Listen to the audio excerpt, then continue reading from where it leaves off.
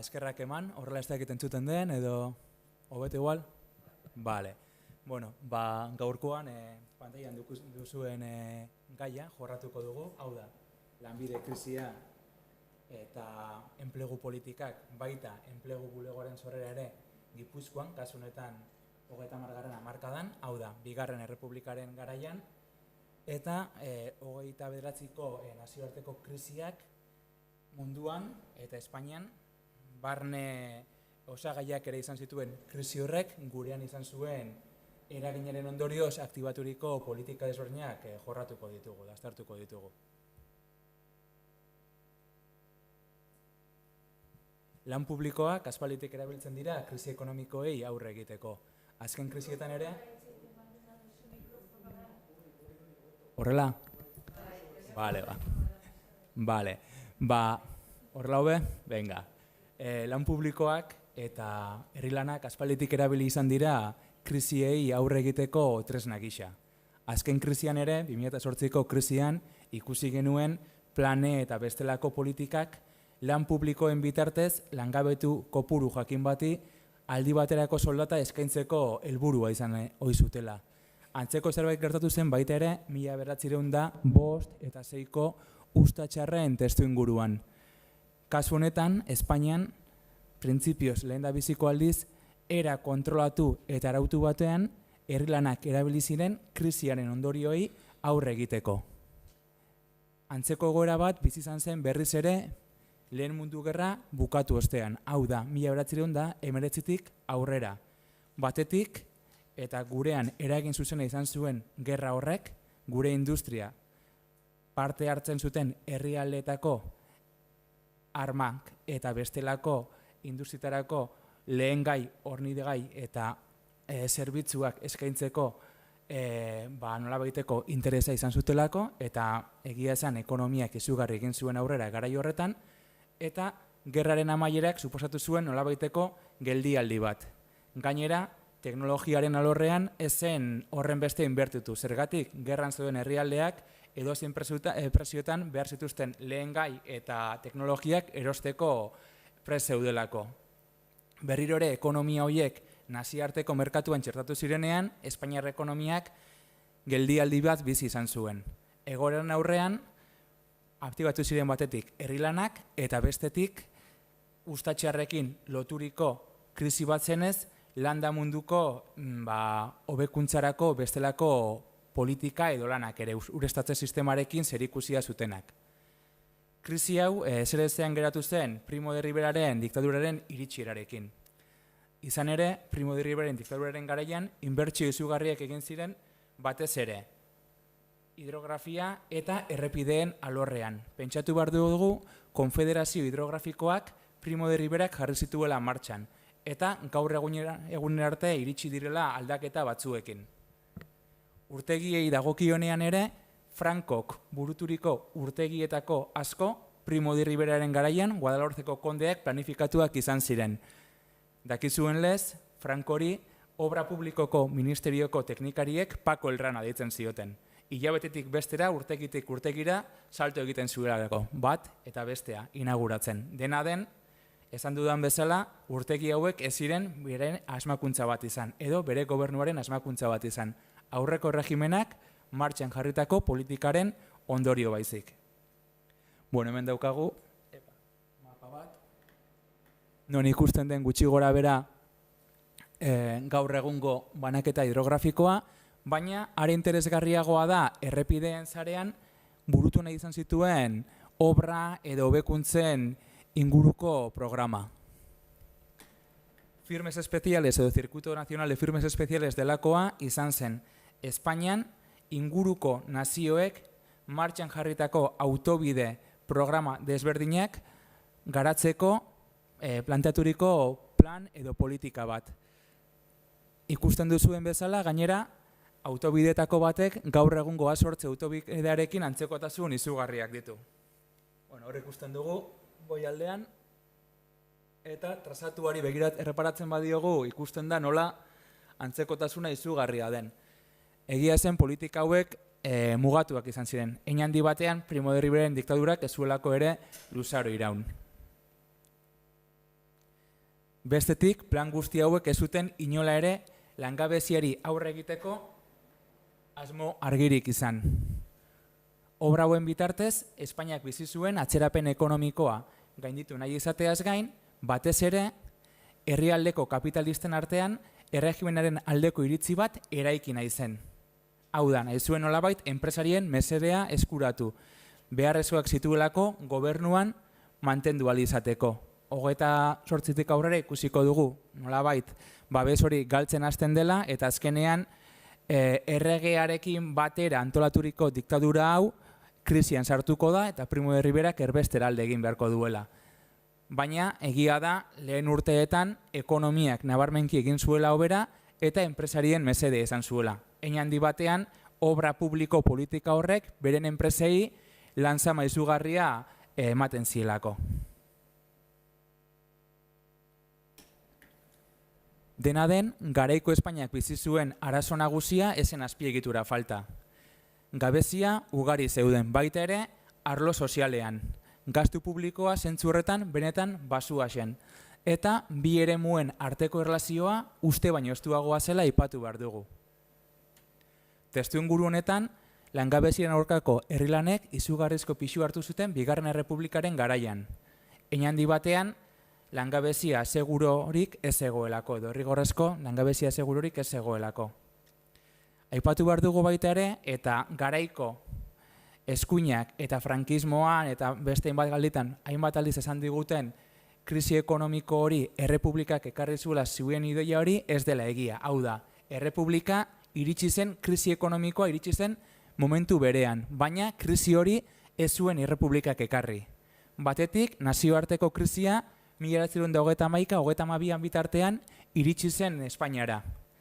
Espainiar ekonomiak nolabait nazioarteko ekonomiaren baitan muga argiak zituelako eta esportatzen zituen produktuak ez zirelako ordura arte krisian sartu. Eta bestetik Primo de Riverak martxan jarritako herrilan politikak egindako eskari handiek 32an amaitu zirelako. Hau da, ordura arte Euskadiko eta batez ere Gipuzko eta Bizkaiko enpresak lanzama handia izan zuten, enpresa horiek lanzama handia izan zuten, herrilan horietara zuzendu beharreko lehen gai, teknologia eta baliabideak fabrikatzen. Horregatik esan dezakegu, kronologiari eta denborari dagokionean, krisia eta errepublika aldi berean iritsi zirela. Gainera, konfidantza krisi bat ere eman zen, hau da, kapitalistei erregimen aldaketak ez zien segurtasunik ematen, eta inbertsio pribatuak nabarmenki egin zuten beherantz. Baina, ez zen hori gertatu, lehen hilabeteak pasata gutxienez, inbertsio publikoi zegokionean, are gehiago. Primo de Riveraren garaian, baino gehiago inbertitu zen obra publikoetan alegia. Kontuan izan behar dugu, testuinguru honetan, 1933an, lan krisiari aurre egiteko helburua zuten obra publikoek edo herrilanek inbertsio edo obra hauetara zuzenduriko inbertsio guztien 16% izatera iritsi zirela estatu mailan. Gurean, batez ere Gipuzkoan eta Bizkaian, portzentaia altuagoa izan zelarik. Batez ere Gipuzkoan. Gipuzkoako ogasunak Bizkaiakoak baino egoera hobea bizi zuelako garai honetan.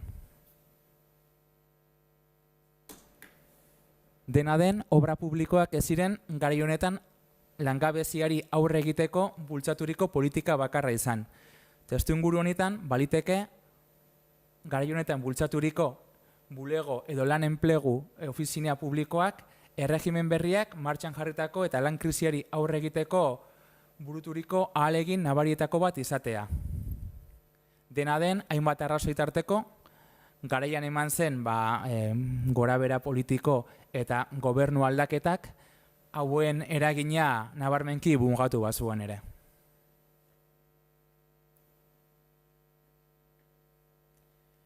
Hogeita bederatiko krisiaren testuinguruan, nazioarteko krisionen testuinguruan, hainbat gobernu eta erakundek egoerari aurre egiteko gastu publikoa sustatzearen aldeko apustu egin zuten. Dena den, Europako demokrazietan aurrekontu horekak pixu nabaria izaten jarraitu zuen 30. hamarkadaren erdiaren arte gutxi gora bera. Salbuespen bakarra demokrazien artean, mundu mailako demokrazien artean, batetik, Estatu Batuak, Roosevelt presidentearen New Dealarekin, 33tik aurrera, eta Europako erregimen fascista eta populistak izan ziren. Hau da, Alemania eta Italia. Baina, kasu horretan, aipatu behar dugu, beren herrilan politikak langabeziari aurre egiteko asmoa bazuen ere, defizita ez zela arazo bat. Hasieratik obra horiek herrialdearen espantsioetara zuzendurik zaudelako. Hau da, obren eraikuntza hori jasateko edo aurrera egiteko beharrezkoa zuten beren lurraldea handitzea, konkisten bitartez, eta inguruko lurraldetako baliabideak ustiatzea.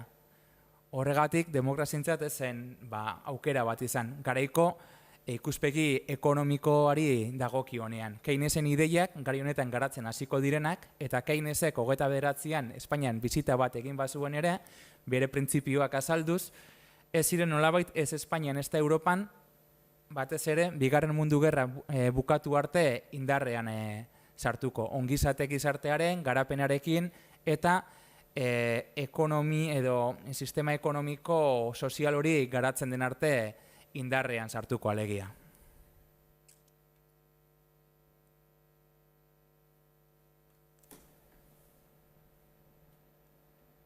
Bueno, krisiari dagokionez, eta aipatu dugun bezala, Bizkaian bezain ondorio larriak izan ez bazituen ere, neurri handi batean probintziak edo probintziako ekonomiak zuen eredu dibertsifikatuari esker, eragina nabarmena izan zen.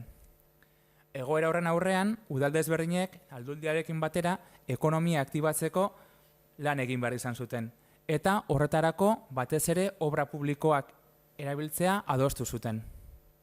Era honetan, lantegien itxiera, liskar sozioekonomikoak saihestu eta langileei aldi baterako babesa eta soldata eskaintzea zen helburu.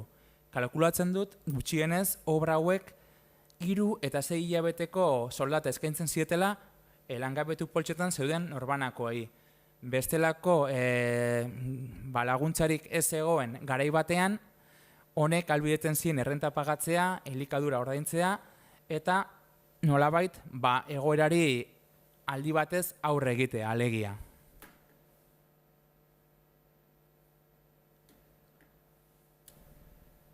Langabezia tasak ere nabarmenki egin zuen gora urte hauetan zehar Gipuzkoan.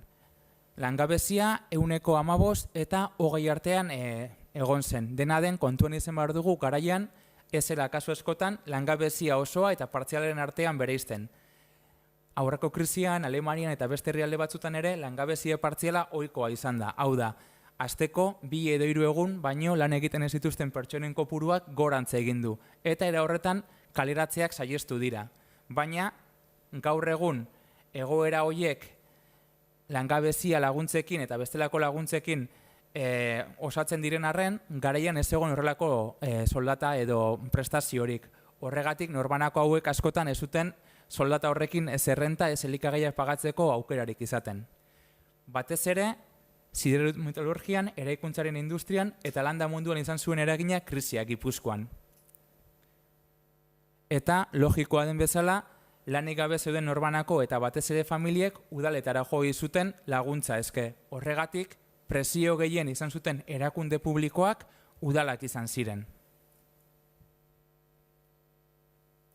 Aipatu dugun bezala, egoera inguruko herrialdetan baina askoz ere gaiztoagoa zen zentzu horretan. Prestazioiz egokionean. 20. hamarkadan beste herrialde batzuetan derrigorrezko aseguruak sortzeko eta martxan jartzeko saiakerak egon ziren bitartean, Espainiar kasuan saiakera horiek ez ziren errepublika iritsi arte garatu. Gainera, errepublika iritsi zen testuinguru horretan, non krisia jada bistakoa zen, ezin zitekeen horrelako asegururik martxan jarri. Hau da, ezen posible lan erredukzioa zuten norbanakoei soldataren zati bat kentzea, jada arazoak zituztelako zuten soldata xume horrekin egunerokatu zen hori aurre egiteko asegurua martxan jartzea. Egia da, borondatezko seguru bat jarri zela abian, baina ez zuen inolako arrakastarik izan. Donostiako udalari dagokionez, egia da, Donostiako udalak probintziaren barnean zuen pisuagatik eta bertako populazioa kontuan izanik, langabetu poltsak eta erregistroak martxan jarri zituen lehen udaletako bat izan zela, baina batez ere garrantzitsuena langabetu poltsetan zeuden norbanakoei bestelako zerbitzu batzuk ere eskaintzen zizkiela aipatu behar dugu. Batetik, janaria eta bestetik ere ostatu eskaintzen zieten. Udalak zituen lokal, eraikin eta hainbat etxe bizitza egokitu ziren, batez ere familientzat. Eta are gehiago beren sorterrira bueltatzeko baliabideak jasotzeko zain zeuden norbanako edo familien kasuan. Aurrezki kutxak zentzunetan laguntzak eskaini zizkien norbanakoai beren sorterrira itzuli zitezken. Era horretan, batetik, probintziako langabezia tasak berantz egitea lortzen zen, eta norbanako hauei beren sorterrian zuten babesari esker, egoerari aurre egiteko baliabide gehiago izatea bilatzen zen baita ere.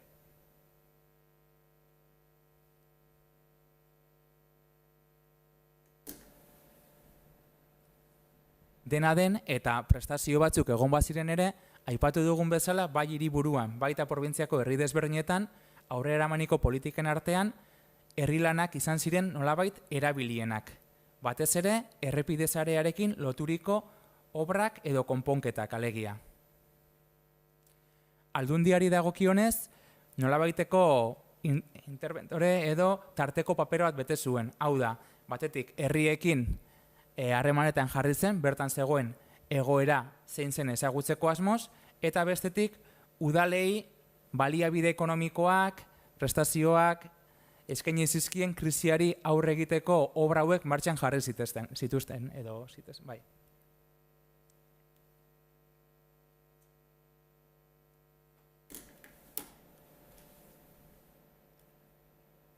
Lehen bi urtekoa iritsi zenean, errepublikaren etorrerarekin batera, egia da lehen hilabeteetan politika hauek ez zutela inolako garapenik izan. Are gehiago, aurreko gobernuak aurrera eramaniko politika bera mantendu zen, ezen inbertsiorik burutu. Dena den, grebak eta krisiak okerrera egin ahala, bai aldundiko ordezkariak, baita gobernu zentralekoak ere, politika hauek aktibatzearen alde agertzen hasi ziren. Batez ere, Indalecio Prieto herrilan ministro izatera iritsi zen momentutik aurrera. Aldundiei dagokionean, lehen aldundi hau PSOEko, Eusko Abertzaleekintzako eta Alderdi Errepublikarreko ordezkariek osatu zuten. Aipatzekoa da, garaian, aldundia aukeratzeko mekanismoa ez zela gaur egun ezagutzen duguna. Hau da, gobernuaren mandatuz aukeratzen ziren bertako ordezkariak. Madrileko gobernuak aukeratzen zituen aldundiko buruak. Eta honek kasu askotan lurraldeko botere banaketa ez zuen kontuan hartzen. Horregatik esan hori da askotan probintziako interesak baino gehiago Madrileko gobernuarenak errespetatu eta defendatzen zituztela.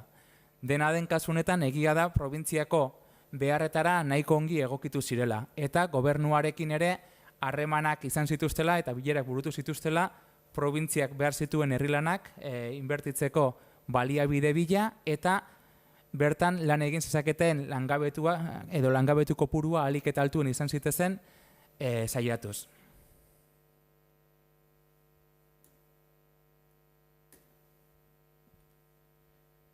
Komunikazio bideak hobetu eta errepide sarea eraikitzeko edo osatzeko lanak izan ziren ugarienak esan dugun bezala.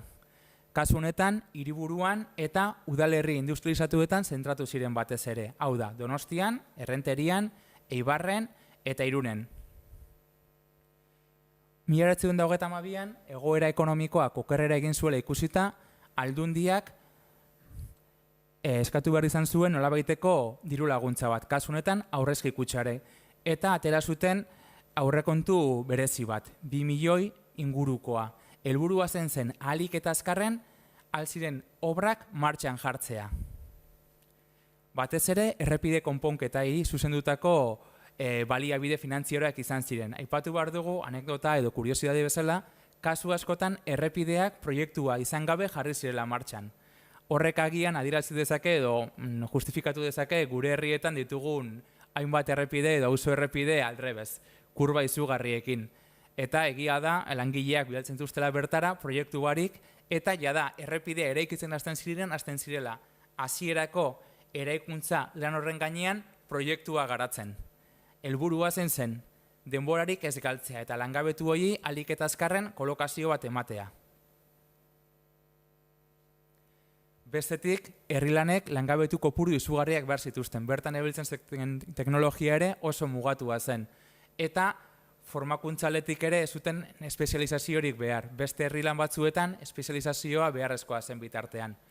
Horregatik, aparteko obra bat zirela edo politika horren baitan erabilzitekeen baliabidez bat zirela izan dezakegu. Hau da, langile kopuru handiak eta gainera baliabide finantziario edo diru kantitate gutxi behar zituzten obrak izan ohi ziren gehienetan. Eta herrietan beti zegoen auzo bide hauek eraikitzeko beharra. Orain bat adibideen, garaiko errepideen egoera eta eraikuntza adierazten digutena.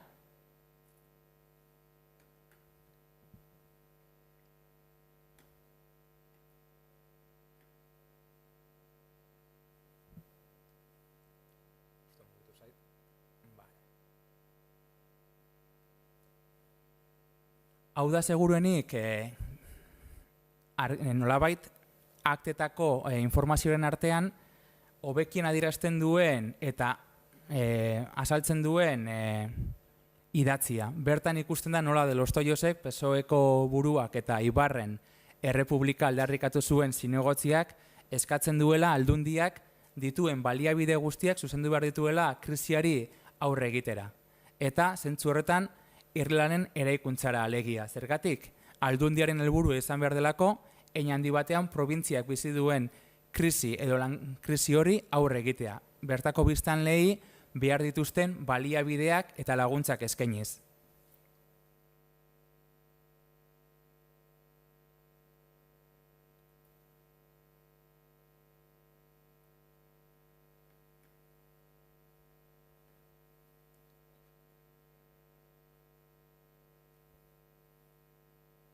Dena den, eta politika hauek oso ongi bazeuden ere, beharrezkoa zen lehenik eta behin plan bat garatzea. Hau da, martxan jarri beharreko obra horiek arautu eta interesgarrienak zirenak nolabait zerrendatzea.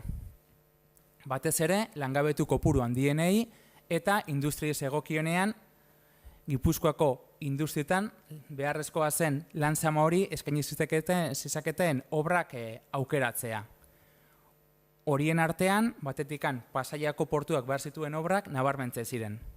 Bestetik, beharrezkoa zen baita ere, Donostian, probintziako eta hiri mailako ospital berri bat eraikitzea. Dena den eta gaur egun hainoikoak diren ikuspegiak ere arruntak izan zirela esan dezakegu garai horretan. Jarri dizuet hemen garaiko diputazioko Mikel Eteen buruak diputaziora bidalitako gutun baten pasarte bat. Diputazioan bertan eztabaidatu zena 2012ko maiatzean. Zer esaten du bertan? Pasaiako portuko obrak aurrera eramango direnez eta baita ospitaletakoak ere, honek nolabait izan dezakela dei efektua inguruko probintzietako langabetuengan. Eta ordura arte probintziak martxan jarritako politika hauen eragina mugatu zezakela negutik aurrera iritsi zitezkeen langabetu orda izugarriek. Zein zen Mikel Etearen helburua edo proposatzen zuena, Gipuzkoako mugak ixtea. Hau da, mugetan kontrolak ezartzea eta inguruko probintzietatik lan eske edo lanik gabe zetozen norbanakoei pasua mostea. Hau da, ez lagatzea probintzian sartzen.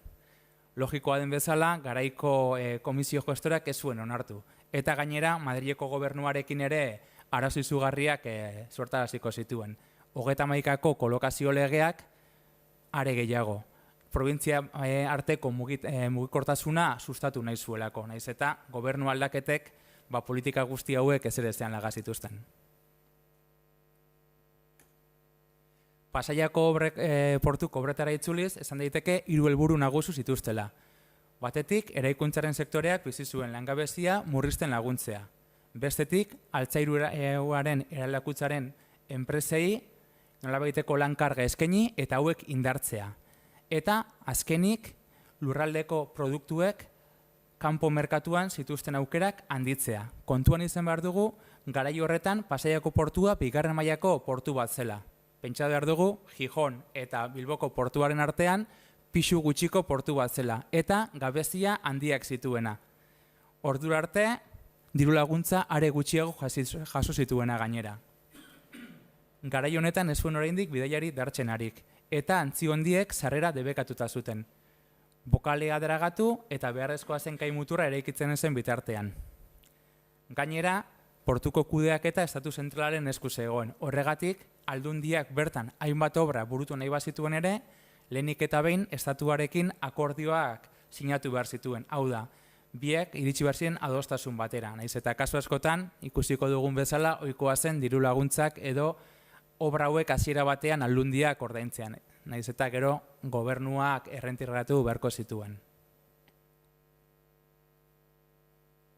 Estimazioen arabera, portuak lehiakorra izateko 55 milioi pesetako inbertsio bat behar zuen. Dena den, 32tik 35 bitartean burutu ziren inbertsioak askoz ere zumeagoak izan ziren. Hau da, 8 milioi eta erdi baino ez ziren inbertitu.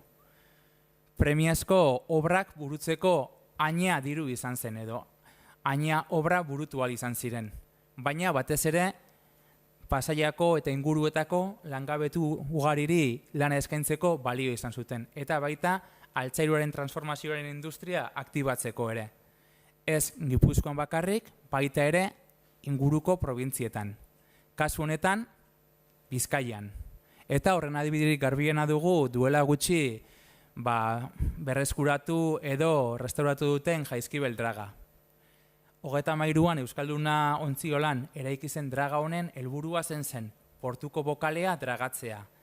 Eta urte luzetan portuan zerekin honetan ibili ondoren, abandonaturik geratu zen draga hau duela gutxi berreskuratu da. Garaiko eta portu konkretunetako ondarearen lekuko bakarretakoa dela aipatu behar dugu zentzunetan. Eta krisiaren testu inguruan, Herrilanen ministerioak aldundiarekin batera egindako eskarietako bat izan zen. Hau da, adierazten du baita ere, politika honek estatu mailan bazuela probintzia batean bultzatzen ziren lanek beste probintzietan ere eragina izan zezaten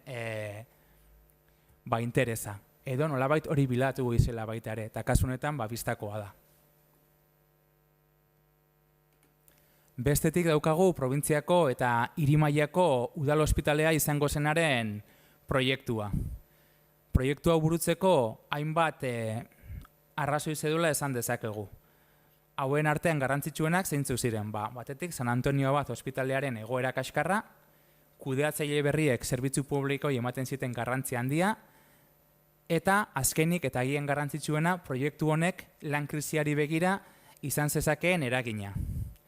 Ospitalea esan dezakegu garaiko ospitaleen artean modernoetarikoa zela, eta bai Gipuzkoa eta Bizkaiako aldundiek berain ospitaleak eta eskolak eraikitzeko orduan jarroi zuten araua edo Europan eraikitzen ziren ospitaleak aztertzea zela. Alemania, Erresuma Batua eta beste hainbat lekutan garai honetan buruturiko ospitaleak aztertu ziren.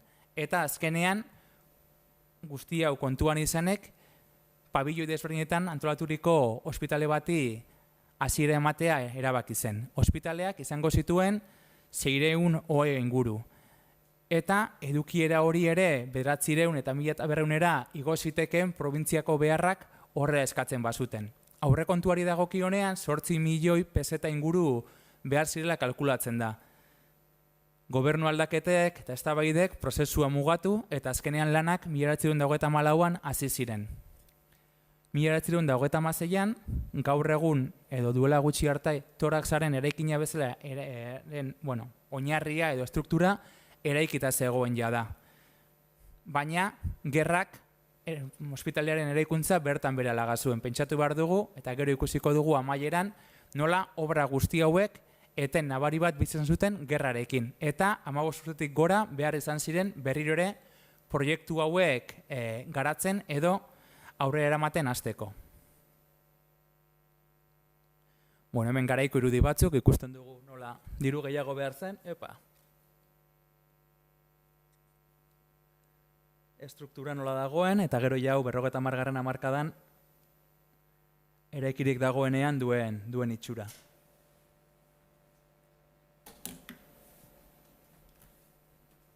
Dena den, obra hauek eraikitzen hasi zirenean, ohartu ziren bertan lan egingo zuten pertsonak nolabait zerrendatu edo hauen izaera arautu behar zela.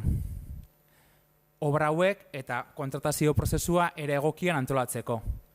Testuinguru honetan, Donostiako udalak 1993an jarri zuen martxan hiriko lan bulegoa, baina ez zen 1991ko lan bulegoen legera egokitzen alegia. Ez da probintziakoa ere. Esan behar dugu, periodo osoan zehar ez zutela lortu lege hori betetzea.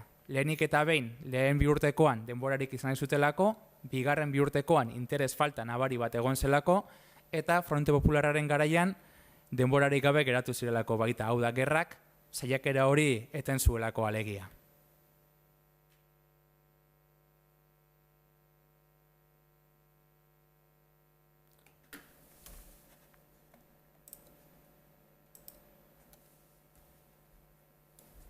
Testuinguru honetan Aldundiak hainbat erabaki hartu behar zituen. Esan dugun bezala, lehenik eta behin 1991ko legera egokitu behar zen. Eta 32an probintziako bulegoa sortzen hasten badira ere, ez dira garaiz iristen eta erregimen aldaketa edo gobernu aldaketak ezer ezean lagatzen du. Dena den, egia da, lehen pauso hauek balio izan zutela hainbat dekretu onartu eta hainbat lan poltsa martxan jartzeko ere. Adibidez, onartu zen, eta hau garrantzitsuena da herri lanei dagokionean, Aldundiko obretan eta udalerrietako obretan lan egiten zuten norbanakoen kasuan bertako langileen 170tik gora izan behar zirela herrietako lanpoltsako kideak edo Aldundiko lanpoltsako kideak. Hau da, kontrasista derrigortuta zegoen obra bat burutzen zuenean, obra hori burutzen zen herriko langabetu zerrendatik, langileen 170 kontratatzera. Lanpoltsarik ez bazegoen, Aldundikoa ere erabili zitekeen. Karo, honek ekartzen zuen beste arazo bat. Eta zen, kontrasista horrek, jada, finkoak ziren langileak bazituen, hauen zenbatekoa mugatu behar zuela. Eta bestetik, langile espezializatuen gabezia, kasu askotan. Gabezia horrek, ekarri zituen hainbat ondorio. Eta disfuntzioak ugariak izan ziren batez ere, errepideen eraikuntzari zegokionean. Aldundiko ingenierioak kexa ugaria izan zituzten zentzu honetan. Esan ez, obra hauek, 50.000 peseta inguruko errepideak iritsi ziren 1.000 pesetatik gora balio izatera. Batez ere, Aldundiak era zuzenean kudeatu zituen eraikuntzetan. Eta eskatu zuten politika hori berrikusi edo berrantolatu behar zela.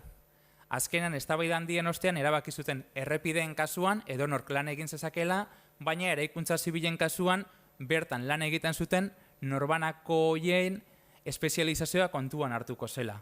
Hau da, herriko lanpoltsan espezializaturiko langileak balin bazeuden, hauek prioritatea izango zuten, baina lan konkurretuetarako igeltzari espezialidunak nolabait, enpresa horietan zeuden igiltzari espezializatuek prioritatea izango zutela. Bestelako espezializaziorik ez bazegoen herrian behintzat. Esan dugun bezala, bigarren bi urtekoa iristen denean, etendura nabarri bat ematen da. Egia da, Gipuzkoako kasuan, ez zela herri lanei dagokionean aldaketa nabaririk izan. Baina, kolokazio bulegoari dagokionean, etendura nabari izan zen. Hau da, ez zuten inolako interesik. Eta Gipuzkoako kasuan horren argi adierazten ez bada ere, Arabako kasuan Aldundiak argi izan zuen. Hau da, esan zuten, kontzertu ekonomikoan bulegoaren sorrera aurre ikusten ezenez, berai ez egokiolea hori ordaintzea. Eta ondori zutela martxan jarriko. Bizkaiakoak antzeko zerbait egin zuen. Eta Gipuzkoakoak Bizkaiako Aldundia izan hori zuen ez eredutzat kasu askotan, ez zuen ere inolako pausorik eman bulego hori martxan jartzeko. Bulego edo protobulego horren gestioa geratu zen herrilanen gabineteko langileen esku edo funtzionarioen esku. Eta ja lan karga nabaria zutenez, ezin izan zuten bulego hori legearen printzipioen arabera martxan jarri. Garai honetan burutu zen herrilan nabariena izan zen estatuarekin batera burutu zen Mekolalde Gasteiz trenbidearen elektrifikazioa. Bestetik, eta kasu honetan Donostiako udala aipatu dezakegu, 1993an eman ziren uholdeak berriro ez errepikatzeko, jarri ziren martxan estatu zentralarekin batera defentsa lan desberdinak. Eta erabaki zen Aldundia eta estatuaren artean estatuak lan hauen 175 ordainduko zuela eta Aldundiak 125. Donostiako udalak hemen jugada interesgarri bat egin zuen eta justo lan hauek lehitzen hasi ziren momentuan adierazi zien lan hauetara aurkezten ziren kontratistei behar hori, aurretik aipatu dugun behar hori. Hau da, bertan lan egiten zuten langileen portzentai bat Donostiako bulegoko langabetu zerrendatik hartu beharko zutela alegia.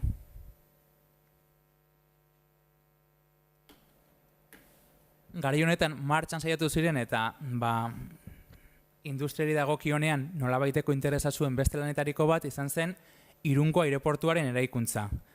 Hala ere, aeronautikako zuzendaritza nagusiak lehen bitxostenak atzera bota zituen, Frantziarekiko oso gertu zegoelako eta aukeraturiko eremua egokiona ez zelako, hau da, Irunen playa handi inguruan eraikintzea pentsatzen zen.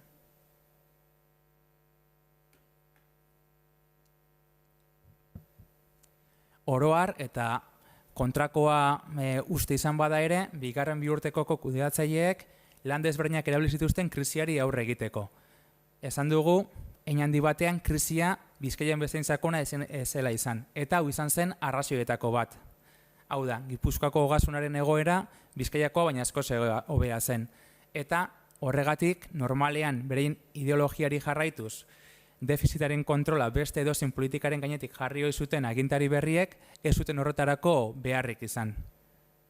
Dena den, mailegu bakarra eskatu zuten. Hau ere aipagarria da. Eta mailegu hori loturik egon zen estatu zentralarekin batera martxan jarri nahi izan zuten Mekolalde Gasteiz trenbidearen elektrifikazioarekin.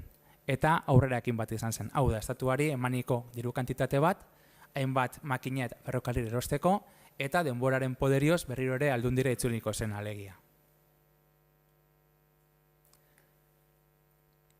Fronte Popularrari dagokionean, otsaileko hauteskundeetan garaipena lortu ondoren, gestora berri bat osatu zen Aldundian.